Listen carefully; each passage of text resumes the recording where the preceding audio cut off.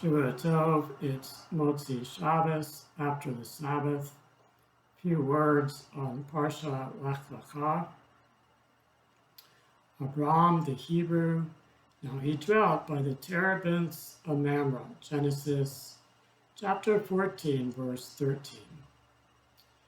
I would like to give a brief spiel in regard to the designation of Abraham as an Ivri.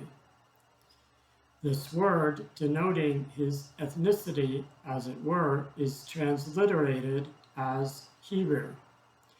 And in fact, if somebody speaks Ivrit, that means he speaks the Hebrew language. For all intended purposes, on behalf of those who would like to instill a sense of continuity into Judaism by claiming that Abraham was the first Jew, this is not actually the case according to the most basic chronology in regard to the use of the word Jew, as referring to a specific population or adherent of the religion referred to as Judaism. Rather, the term Jew is derived from Yehuda, who was one of the 12 sons of Jacob. Each of the 12 tribes of Jacob consisted of persons who were referred to as members of their particular tribes, such as Benjamites, Ephraimites, and Danites. So a Judahite would have specifically been a member of the tribe of Judah. Not until sometime after the destruction of the first temple and the 70-year exile did the term Judahite become a more general designation. Why?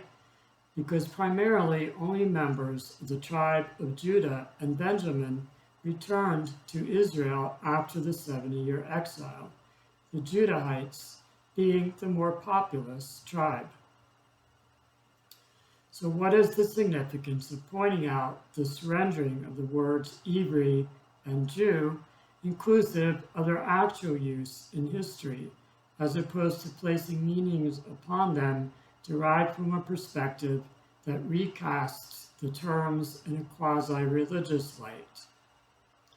One benefit is clear in regard to being able to draw out the actual implications of the word Ivri, Hebrew, that referred to Abraham and his descendants, who also became known as Israelites. For example, the word Ivri is said to mean the other side. Thus, Abraham was from the other side of the Euphrates River, according to Rashi, and as found in Genesis Rabbah 42:8. From a symbolic perspective, commentary notes that Abraham was on the other side in regard to his newfound monotheistic faith, while the rest of the world was steeped in idolatry. Another point of significance is to make clear that the word Jew eventually designated the same people known as Hebrews and Israelites only many generations later, while living in the land of Israel during the Second Temple period.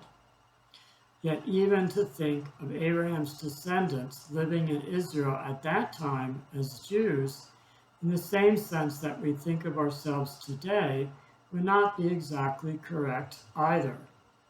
Namely, because there was no religion per se in and of itself called Judaism at that time. What we think of as the Jewish religion was simply the national way of life at the time, mostly centered around temple worship, as well as synagogues that had been established around the country. The Judaism that we practice today is the result and consequence of our expulsion from Israel after the Second Temple was destroyed in 70 CE. At that time, a center of learning was established in a city called Yavna, where the sages learned and from where the Mishnah was eventually codified. Centuries later, Judaism continued to flourish because of the continuity provided for by way of the Talmud, the observance of the mitzvot, in other words, the commandments, and the traditions that we still follow today. Shavua Tov.